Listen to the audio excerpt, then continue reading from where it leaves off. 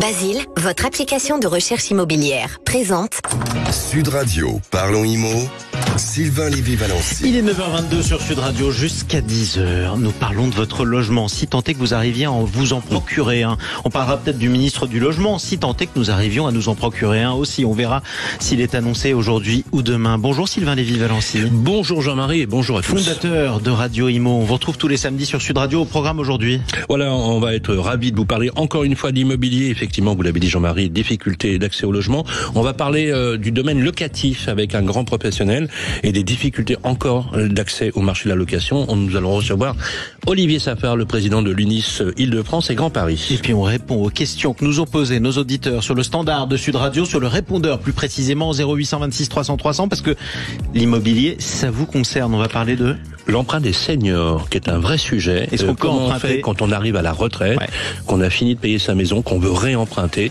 Eh bien, c'est la croix et la bannière, c'est bien le sujet du jour. Eh bien, on verra ça. On terminera par un tour de France, des biens à acheter un petit peu partout. Mais avant ça, les infos de la semaine à retenir avec Grégoire Darico. Bonjour Grégoire. Bonjour Jean-Marie, bonjour à tous. Bonjour Grégoire. On va commencer cette semaine par une bonne nouvelle pour les indépendants. Ah ben ça change. Et oui Sylvain, oui Jean-Marie, on commence par un gros, un beau, un entraînant alléluia. Louange au CIC, en l'occurrence, pour une fois qu'une banque fait les choses bien, on peut la citer. Le CIC a lancé un nouveau prêt cette semaine, un prêt destiné aux 60% des Français qui ne sont pas en CDI. On parle ici de 4 millions d'actifs qui sont freelance, intérimaires, saisonniers, intermittents du spectacle. Et parmi cette part de la population, seulement 46% sont propriétaires. C'est bien peu.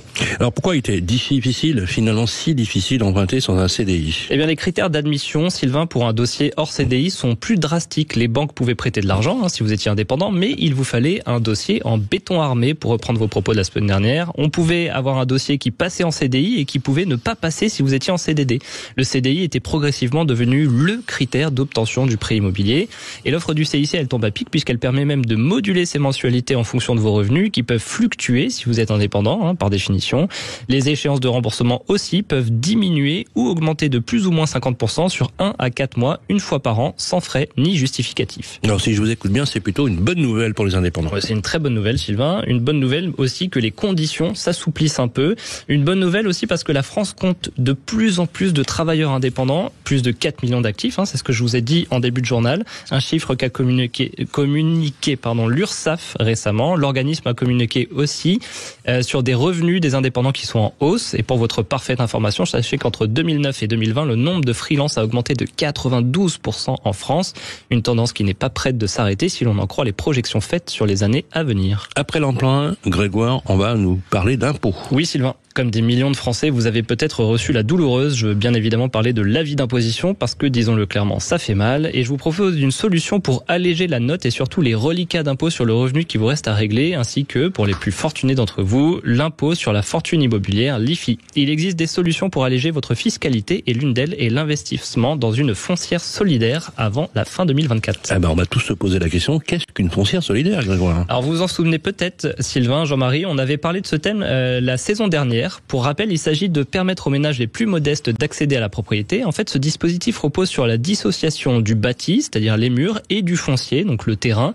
L'organisme de foncier solidaire dans lequel vous pouvez investir est propriétaire du foncier, tandis que l'acquéreur détient le droit d'usage du bâti, un moyen de faire baisser en fait les prix d'acquisition. Sachez que c'est une vraie tendance qui se dessine, alors que de plus en plus de Français souhaitent donner du sens à leur placement, à leur épargne. Les encours sous gestion de placements solidaires, qui allient rendement, sens et gain fiscal, ont d'ailleurs bondi de 15% en 2023.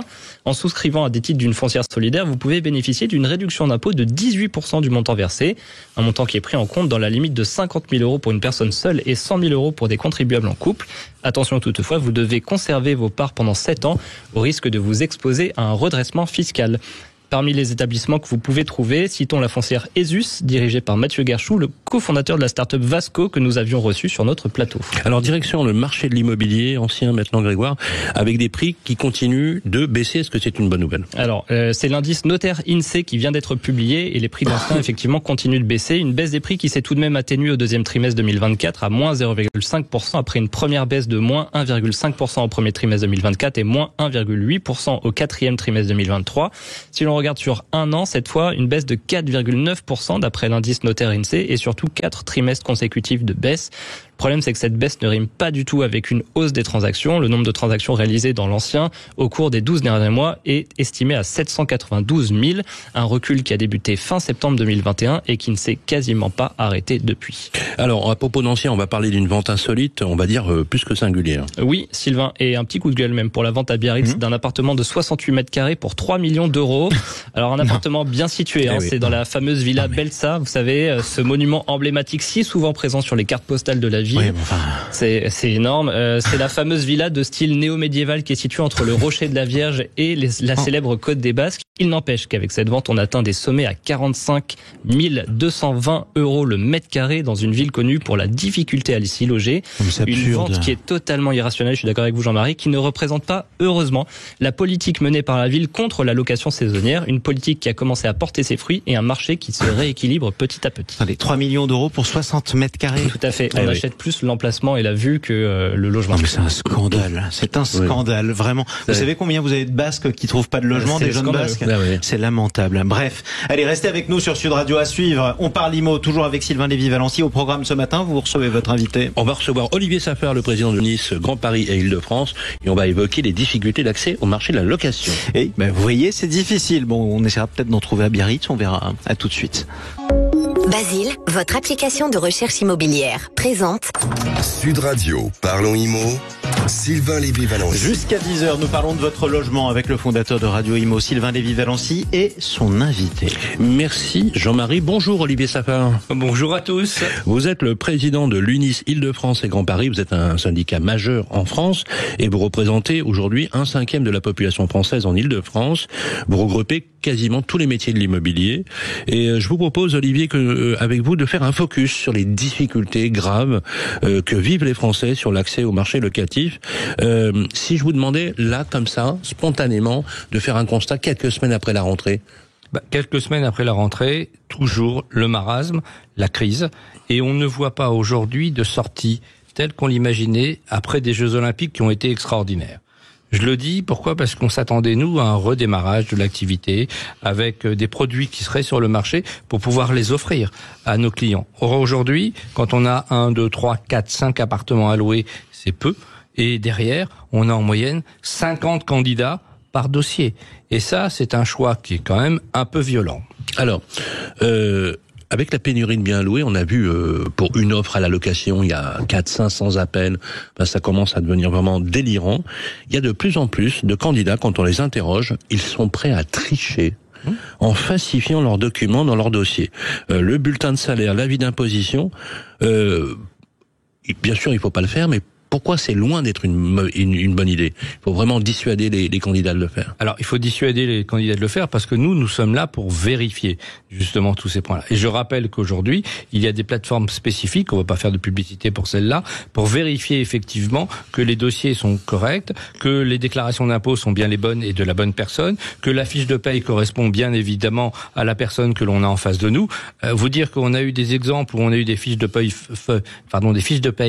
falsifié, dans lequel effectivement ils avaient pris un magnifique salaire d'une personne, sauf qu'ils avaient oublié de modifier le numéro de sécurité sociale et j'avais un 1 à la place d'un 2 alors que c'était une femme. Vous savez que les numéros de sécu, 1 c'est homme, 2 c'est femme au début, là c'était pas modifié. Donc on lui a posé gentiment la question de savoir si c'était un transsexuel ou changement de sexe. Bien évidemment, la personne s'est levée et est partie tout de suite du bureau. Bien sûr. Alors, mais évidemment, on le dit à toutes celles et ceux qui nous écoutent, c'est une très très mauvaise idée parce que vous avez des outils qui permettent de détecter la fraude. Oui. Ces outils, c'est les impôts. Aujourd'hui, vous avez une déclaration d'impôt, on a accès, on sait si c'est la bonne personne, on sait si ce sont les bons revenus. Derrière, c'est toute la partie des feuilles de paye. Je vous cache pas que quand on a un doute, on prend notre téléphone et on appelle les employeurs. Dans certains cas, on va se retrouver avec un employeur qui dit « Ah bah oui, il travaille chez nous », mais et on essaie de savoir à quel service, si elle est directrice, si elle est responsable, rien du tout. On a des réponses, mais complètement abracadabrantesque, on va dire les choses comme ça. Alors, on le voit, c'est une Alors bien évidemment, on l'excuse pas du tout, mais on peut comprendre le mécanisme qui pousse au désespoir d'aller jusqu'à ça le fait. Est-ce qu'il n'y a pas quelque part dans le statut des candidats une mauvaise considération qui est prise par les administrateurs de biens que vous connaissez bien? Est-ce qu'il n'y a pas là aussi à mener une réflexion? On en parlait tout à l'heure avec Grégoire dans le journal. On a des banques qui se sont adaptées en faisant du crédit à des personnes qui sont des intermittents du spectacle, qui sont des freelances. Est-ce qu'il n'y a pas aussi une façon de mieux considérer ceux qui accèdent à la location? Alors, je suis d'accord avec vous, mais aujourd'hui, quand vous avez 50 dossiers qui sont à peu près corrects, vous allez choisir quelqu'un qui est en CDI plutôt que quelqu'un qui est en CDD, quelqu'un qui est en poste depuis déjà 3 ou 4 ans plutôt que quelqu'un qui vient de démarrer en période d'essai. Donc ça, ce sont des choix que l'on va faire pour rassurer nos propriétaires et les clients. Oui, bien sûr. Et ça, c'est une difficulté. Mais qu'est-ce qu'on fait de toute cette population qui arrive pas à se loger? Les jeunes actifs arrivent en ville et ils renoncent à leur emploi parce qu'ils peuvent pas se loger. 12% des étudiants ont renoncé, ont affirmé avoir renoncé à leurs études. Ça commence vraiment à devenir compliqué quand même. Alors c'est très compliqué, mais je vous rappelle que c'est le résultat d'une crise immobilière que l'on a aujourd'hui, qui vient effectivement de l'absence de construction neuve ou de réhabilitation d'immeubles. Et ça, c'est une difficulté. Ce que les gens n'ont pas compris, c'est qu'on est dans un cercle. Ce cercle, au lieu d'être vertueux, il est vicieux. C'est-à-dire que vous ne faites pas de neuf, vous allez plus avoir de locataires qui étaient effectivement dans leur appartement, qui vont acheter un autre appartement parce qu'ils sont très heureux de devenir qu'ils vont naturellement vers l'ancien. Ils vont naturellement, voilà. Et derrière, vous avez une évolution où celui qui était dans le 2 pièces va prendre le 3 pièces, celui qui était dans un studio va prendre le 2 pièces. Aujourd'hui, on a arrêté ça. Ce qui fait qu'aujourd'hui, il n'y a plus de biens en location. On va essayer d'être un peu positif, mais pas évident, mais on va essayer quand même. On est coaché par Jean-Marie, donc ça va bien. C'est gentil. Alors, Paris-Toulouse, ce sont deux métropoles qui font face à une pénurie sans précédent. Mais c'est historique. Ah, c'est colossal. Je crois qu'on n'a même pas de comparaison sur la pénurie des étudiants. Quelles sont les pistes à explorer pour trouver des logements? Je vous pose la question parce qu'on voit naître un peu partout de la colocation, du co-living, des modes alternatifs. Est-ce que c'est le retour du kolkhoz fleuri en ville ou quoi? Alors le kolkhoz, pas du tout. On va être très clair là-dessus. Enfin, le retour du kolkhoz. Vous parliez comme si vous aviez grandi en URSS, Sylvain. Faut quand même pas charrier. On en parlait à l'époque. Non, on a tout un moment de la vie de Sylvain Lévy-Valency qu'on ne connaît pas. Mais bien sûr. Non, mais les choses aujourd'hui, la colocation est très développée. Le problème de la colocation, c'est qu'aujourd'hui, il faut des garanties à chaque fois de chaque colocataire. Les choses de colocation, on le connaît. C'est l'évolution. Il y a des boîtes spécialistes de ça. Oui, il y a des boîtes spécialistes. Des mécanismes de sûreté et de garantie. On est bien d'accord. Mais la seule chose, c'est que ça fait peur. Pourquoi? Parce que quand vous prenez une colocation, vous savez qu'au bout d'un an, vous en avez un des 3 colocataires, par exemple, qui va changer et il va être remplacé par un autre, et ainsi de suite. La seule chose, c'est qu'à chaque fois, il faut revérifier la totalité des garanties, refaire le bail en totalité, puisque ce sont plus les mêmes colocataires. Je rappelle que quand ils signent le bail, ils sont conjoints et solidaires. Même si on a une caution, même si on a une garantie. Et donc à chaque fois, c'est refaire le bail, refaire les différents points. C'est une bonne idée. Mais c'est une idée importante. Et le co-living, vous y êtes favorable? Alors, le système de co-living, je vous rappelle qu'aujourd'hui, c'est la transformation la plupart du temps d'anciens locaux industriels ou de bureaux en habitation pour faire du co-living. Pourquoi? Parce que le problème, c'est un problème de permis de construire. Vous pouvez pas faire de co-living obligatoirement dans de l'habitation parce que vous devez transformer vos locaux. Et ça existe dans certains endroits, notamment avec toute une partie on va dire, étudiants ou de jeunes rentrant sur le marché du travail. Mais après ça sort, on modifie les choses. On va parler politique, et vous avez été l'un des hommes politiques syndicaux dans le métier, à être pas tendre du tout avec le président de la République. Vous avez dit, vous l'avez dit sur l'antenne de Radio Imo, vous l'avez dit un peu partout. Michel Barnier va nommer un 6e ministre du logement, et on sait déjà. 6e en combien de temps? En 2 ans. En 2 ans. Alors, c'est du jamais vu là aussi. Notre président bien-aimé a battu tous les records. Alors, Michel Barnier va nommer un 6e ministre du Logement au bout de 5 gouvernements, en sachant qu'on sait déjà, Olivier Sapard, que ce sera pas un ministre de plein exercice. Il y en a 16 de plein exercice. Sur les 38 nommés, on sait que le logement ne sera pas une priorité en l'état, puisque on saurait déjà en l'état si c'était un ministre de plein exercice. Comment vous le vivez? Mal. Comme les années précédentes, il faut dire les choses. Aujourd'hui, le logement est un point très important pour tous nos concitoyens. Et il est mis de côté par le gouvernement depuis déjà pratiquement 7 ans. Et je trouve ça anormal. Pourquoi ? Parce que des points importants, ils sont là. On le sait, à l'époque, on disait quand le bâtiment va et l'immobilier va, tout va dans le pays. Aujourd'hui, on le sait très bien, le construction, ça va pas du tout, le bâtiment, on le sait, l'immobilier, encore moins. Donc on est aujourd'hui dans une crise d'abord de confiance, mais une crise d'activité, et on va avoir une difficulté à redémarrer. Il y a plus la crise dure longtemps, plus le redémarrage va être difficile. Et c'est ce que l'on craint aujourd'hui. Alors justement, qu'est-ce qu'il faut espérer ? Qu'est-ce qu'il faut espérer alors ? Il faut espérer que... C'est quoi le rebond ? Parce que il y a 2 700 000 Français qui sont mal logés. Il y a 4 millions de personnes qui vivent en état de précarité. Il y a un vrai sujet là. Il y a un vrai sujet, il y a une vraie réalité. Le rebond, c'est baisser les taux d'intérêt pour le rachat, ce qui est le cas. Ça a été fait jeudi dernier par la BCE, tant mieux. Mais on voit pas trop les effets. On voit rien. Pourquoi ? Parce que baisser les taux est une chose, mais baisser la demande d'apport n'existe pas. Ils ont dit qu'ils baissaient l'apport de 35 à 25%. Aujourd'hui, quand vous regardez les différents dossiers, on est au-dessus de 30 dans la plupart des dossiers. Et aujourd'hui, c'est un vrai problème. Il faut comprendre que l'apport, ce n'est pas obligatoirement 30 ou 35% de la valeur de l'achat de l'appartement qui a augmenté, qui ne baisse pas suffisamment. Le deuxième point, vous l'avez compris, c'est la baisse des prix. Mais baisse des prix de 3, 4, 5%, ce n'est pas suffisant pour faire redémarrer les choses. C'est très clair. À suivre. Jean-Marie. Merci beaucoup Sylvain Lévy-Valency. On va peut-être remercier votre invité quand même. Absolument. Merci Olivier Safar. C'est toujours un plaisir de vous recevoir. Vous êtes président de l'UNIS Île-de-France et Grand Paris et on vous suit régulièrement sur les médias. Allez, restez. Merci de m'avoir reçu en tout cas et j'espère que on va avancer vers un redémarrage de l'activité immobilière parce qu'elle va nous permettre de redémarrer la France entière. Bon, en attendant, on va vous laisser remplir et signer votre état des lieux de sortie de ce studio. Et puis on se retrouve dans quelques instants en compagnie de Sylvain Lévy-Valency. 0826 300 300. Vous êtes nombreux à nous appeler toute la semaine et à nous laisser vos messages, à poser vos questions, notamment sur le répondeur de Sud Radio. Question aujourd'hui. Est-ce que je peux emprunter encore quand je suis un senior ? La réponse dans quelques instants. Basile, votre application de recherche immobilière, présente Sud Radio, parlons IMO, Sylvain Lévy-Valency. Sylvain Lévy-Valency, toujours de bonne humeur, n'est-ce pas Sylvain, comme tous les samedis ? Toujours.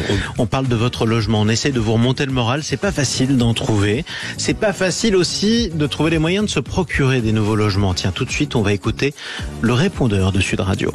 avec la Massif, économisez en changeant d'assurance de prêt immobilier. Conditions sur massif.fr. La Massif présente Sud Radio, parlons IMO, ça vous concerne. Il y a beaucoup de questions qui vous concernent et ce sont celles que vous nous posez sur le répondeur de Sud Radio. Il s'agit de crédit aujourd'hui, mon cher Sylvain. Absolument. On va s'intéresser, si vous voulez bien Jean-Marie, à une question qui nous est posée et de plus en plus nombreuses ces questions-là. C'est l'emprunt des seniors.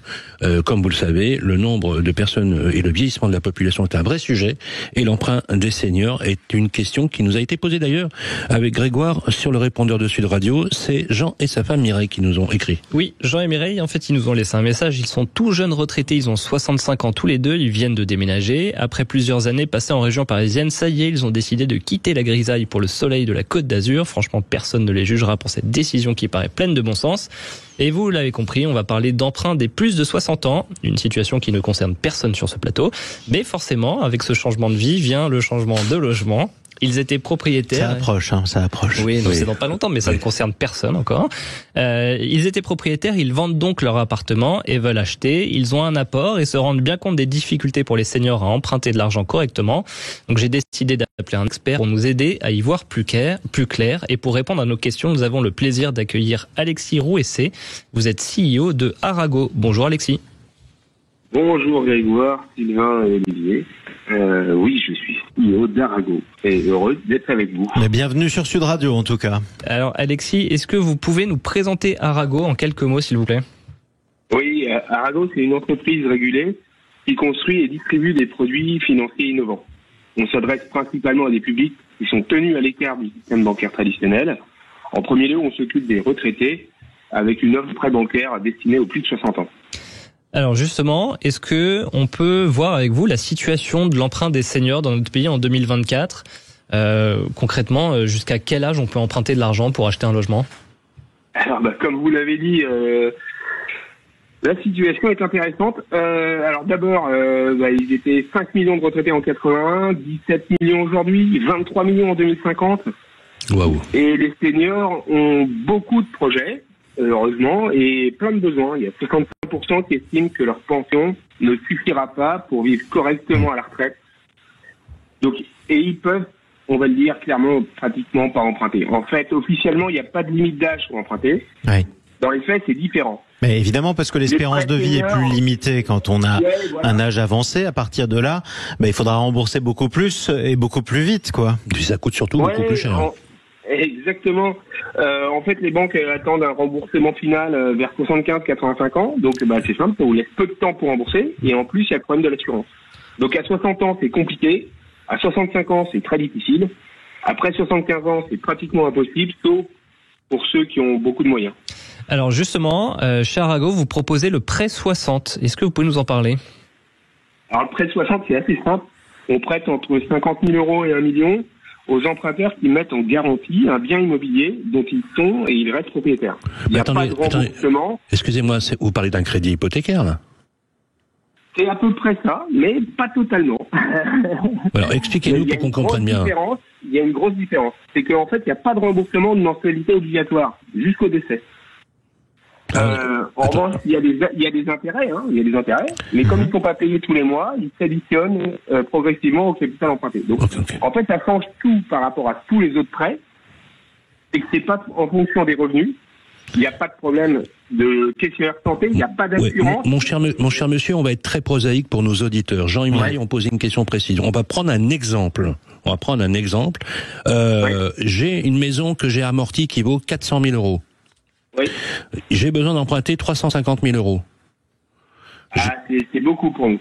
D'accord, ok. Bon, j'emprunte, on va dire combien? 150 000 euros? Oui, exactement. Bon, 150 000 euros, et je rembourse quand exactement, là?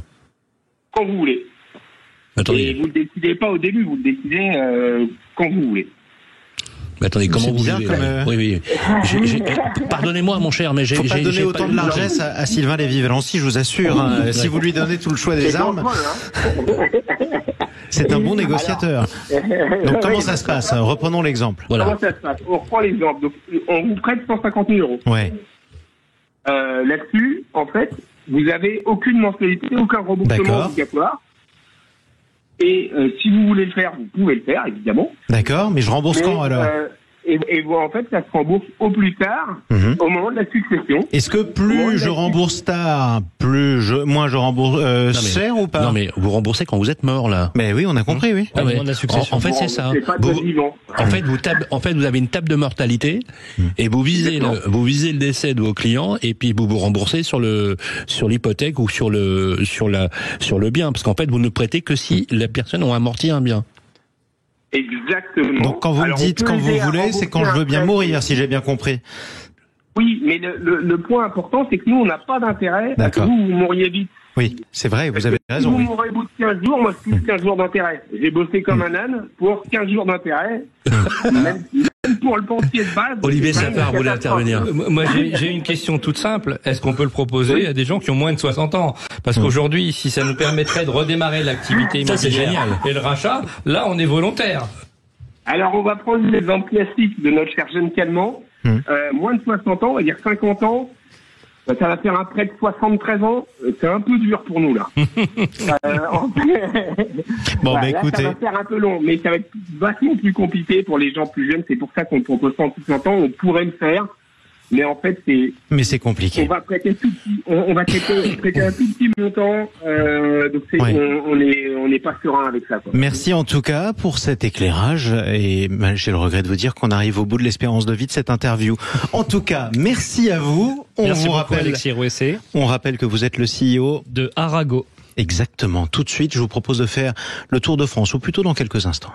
Sud Radio, parlons IMO, ça vous concerne. Massif.fr. Et tout de suite, le Tour de France, précisément. On voyage, on visite, on achète, on essaye d'acheter? Absolument, on va essayer d'acheter, on va faire le tour de la France des biens immobiliers, les biens coup de cœur de la rédaction, direction la Seine-Saint-Denis, et ensuite on va aller un peu plus dans le sud, n'est-ce pas Grégoire? Tout à fait Sylvain, on commence donc par la région parisienne, vous venez de le dire, une ville qui respire le sport et le football. Bienvenue à Bondy, capitale française du foot depuis la naissance de Kylian Mbappé, William Saliba, Randall Colomwani, etc. et tant d'autres. C'est une maison très sympa que je vous ai trouvée, une maison de 70 mètres carrés sur un terrain de 279 mètres carrés, avec donc un grand jardin. Une maison qui comprend une grande véranda, un séjour, une cuisine, une chambre et une salle d'eau. Et sur le terrain, qui est assez grand, vous avez également une autre maison plus petite qui comprend, elle, une pièce de vie avec coin cuisine, une douche, des WC et un garage. Une maison assez bien située dans Bondy, non loin des commerces de proximité. Une belle opportunité qui vous est proposée au tarif de 388 000 € par l'agence La Forêt. On continue le tour de France, on visite deuxième bien à acheter. Oui, deuxième bien, on va prendre la cité des Corsaires. C'est beau. Bienvenue à La Rochelle, tout à fait. Alors non, pour moi c'est Saint-Malo, désolé. Ce sera toujours Saint-Malo. Les Corsaires c'est Saint-Malo. Il y a eu Dunkerque à une époque, mais c'est Saint-Malo. Il y en a eu quelques-uns quand même à La Rochelle, Jean-Marie. Et là, c'est un petit appartement très charmant que je vous ai dégoté, non loin du marché, un appartement dans un esprit loft, nous dit l'annonce. Il est situé au 2e étage d'une petite copropriété de bon standing, comprend un séjour lumineux sur une cour intérieure, une vaste chambre avec dressing et salle de bain privative, un appartement qui a un diagnostic de performance énergétique de D, est très sympa et qui est proposé au tarif de 249 250 € par l'agence Orpi. Mais vous voyez qu'on est mieux à La Rochelle qu'à Biarritz, mon cher Grégoire. Merci Grégoire Darico, merci à tous nos invités. Merci également à Sylvain Lévy-Valency. Cette émission sera rediffusée mardi prochain à midi sur Radio Imo, l'application et toutes les plateformes d'écoute. Exactement, on peut la réécouter en podcast sur sudradio.fr ou sur la chaîne YouTube de Sud Radio. Je vous dis à samedi prochain, mon cher Sylvain. Avec grand plaisir, Jean-Marie, et bonne semaine à tous. Merci. Sud Radio, parlons IMO, Sylvain Lévy-Valency. Avec Basile, votre application de recherche immobilière.